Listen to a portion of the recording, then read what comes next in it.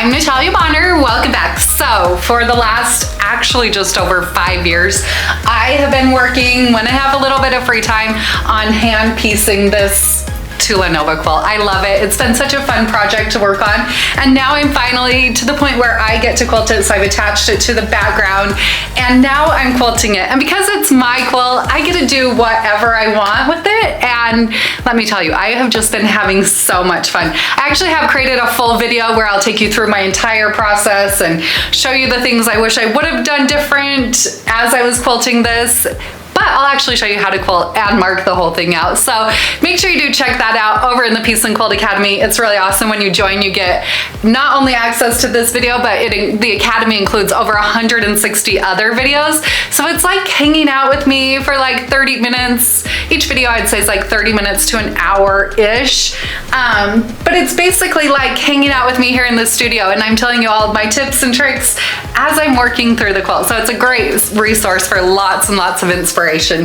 Anyways, today I thought it would be fun to show you a little bit of the marking. I'm creating like a border here around the outside of this center medallion part, and I thought it would be fun to show you how I mark out something like this, how a design like this comes to life, and then I'll do some of the quilting. So let's hop down here and let's get doing some marking.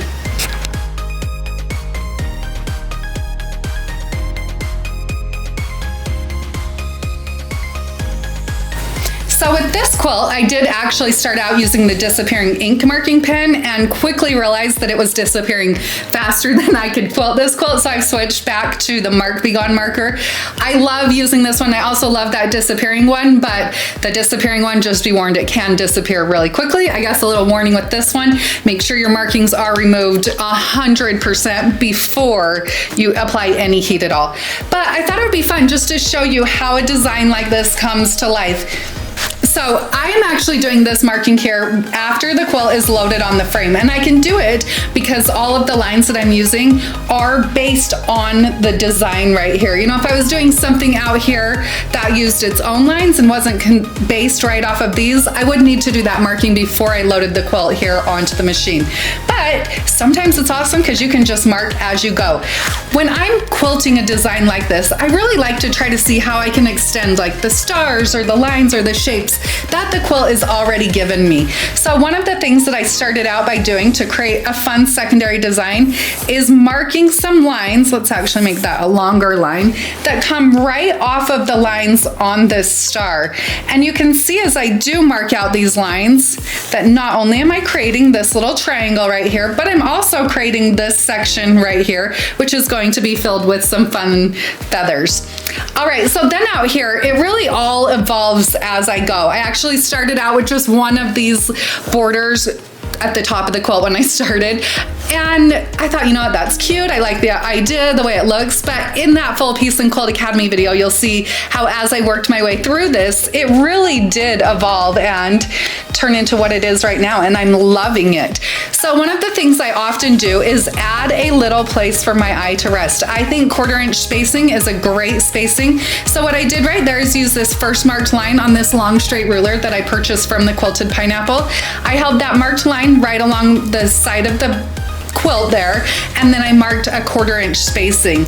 Next thing that I'm going to do is add another marking, but this time I'm going to add markings that are 2 inches. Now why 2 inches? Because I like the look of 2 inches, but also it's just what felt good in the moment.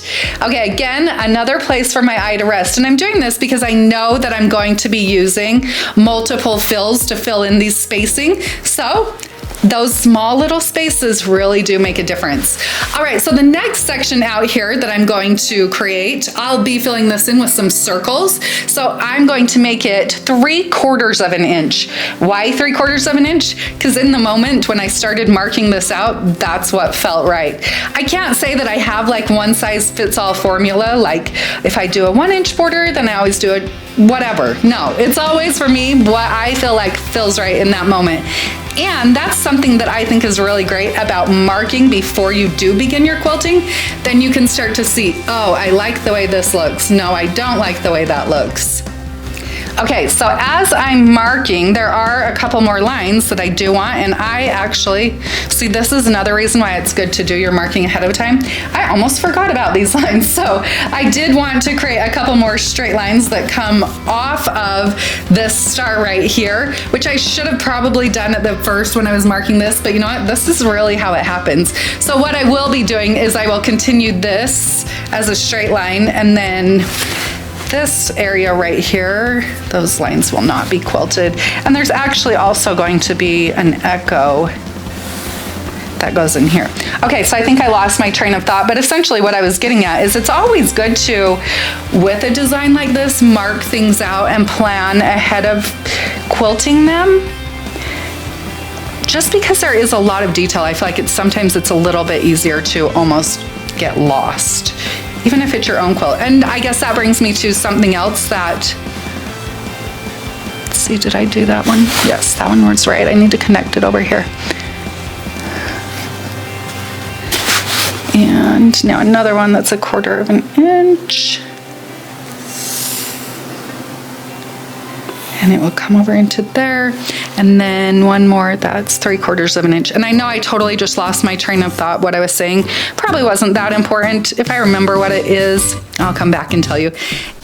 Okay, so all the quilting that you're going to see here is going to be hand-guided quilting. I am doing all of my quilting here on my Gamble 22-inch machine, and I do have my stitch length set at 13 stitches per inch. I have the So Fine color number 402 thread here on the top. The batting that I'm using is 1 layer of the Quilter's Dream Poly Deluxe. You know that I love just the loft and texture that creates.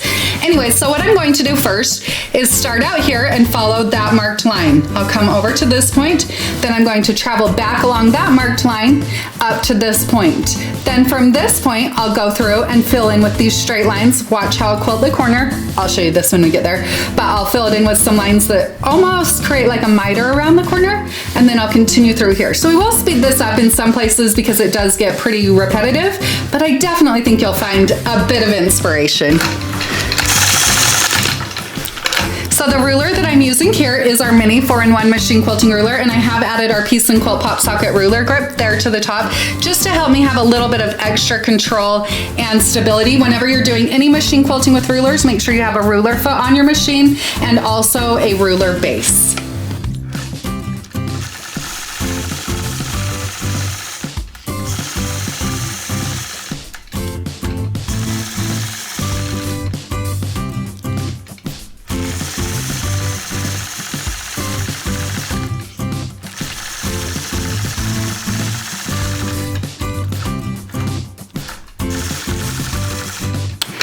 So as I'm working down from here, I'm going to start out by holding my ruler foot, or my ruler behind my foot there, which is not the most comfortable position, but occasionally I do have to hold the ruler in uncomfortable positions just to achieve the best results.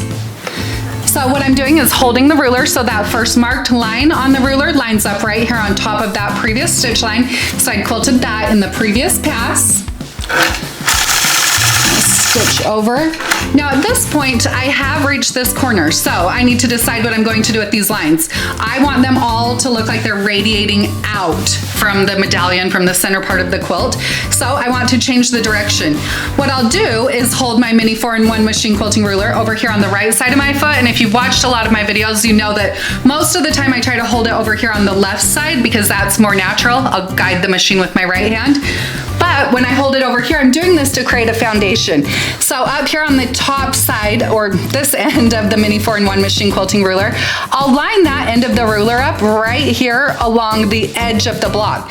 Now I do that because now what it will do is create that perfect angle. So I'll hold it there, use gentle pressure and stitch that line.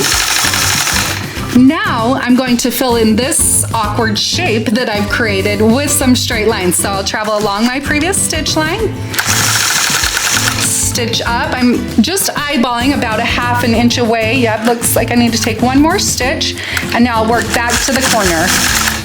And I'm going to repeat that until I filled in that corner.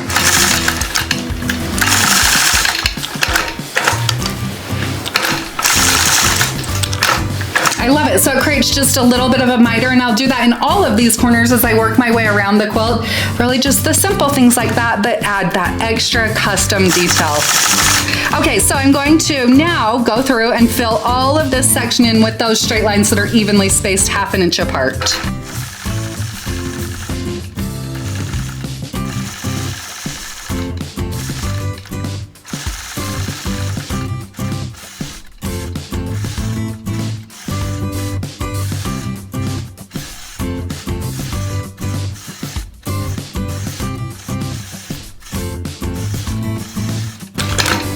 All right, so now I'll travel along my next marked line, back up here to the other side, and then I'll come back down it, back actually to this point over here because I'm going to eventually fill that in with some feathers.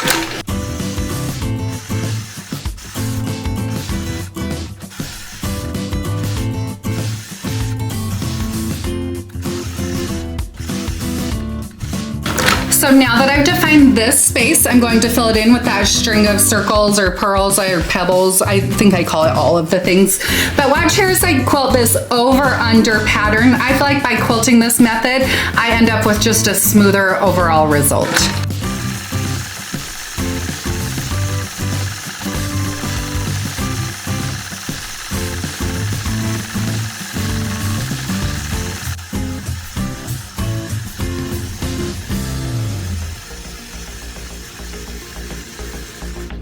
Okay, so basically now it's time to repeat that. I'm going to come down here along that marked line. This time though, I think I'll travel out to that outside marked line. Again, this is a great reason why you should go ahead and mark a little bit more sometimes. But then I'll come back down along that inside line, and then I think it'll be easier for me to fill in with these straight lines. I'm gonna repeat what I've done out here, starting down here and working up instead of holding the ruler behind there that whole time. So definitely, as you quilt designs like this, try to be thinking a little bit ahead. Okay, what will make my process a little bit easier? I'm going to switch now to the regular size 4-in-1 machine quilting ruler just because it's a little bit longer ruler. So with a little bit longer lines, I like the stability that it gives me.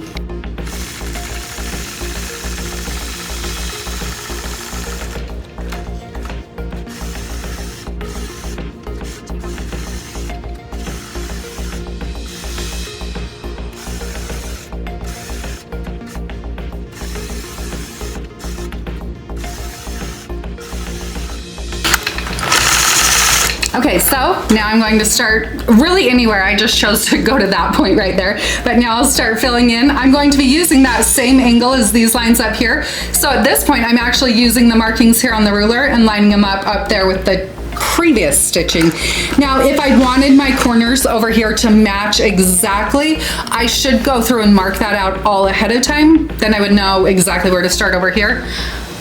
I like things to look really nice, but I'm not that level of perfectionist, so do whatever makes you happy.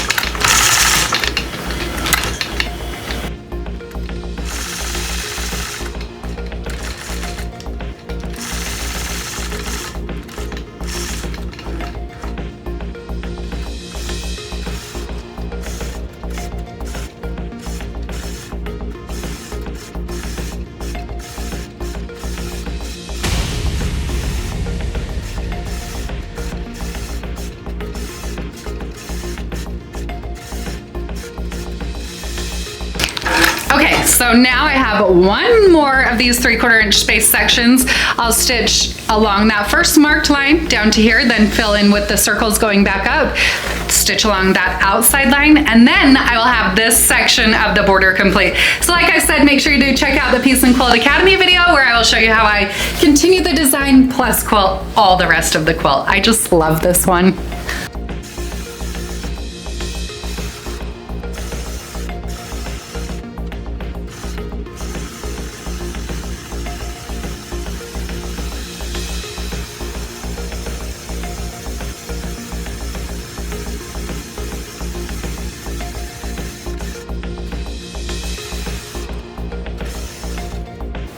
I love how this quilt is turning out. I hope that you found a little bit of inspiration. Sometimes big giant borders like this can just be so much fun to play. In the outside area, I'm now going to go through and quilt, free motion quilt, a swirly feather motif. I love that design too.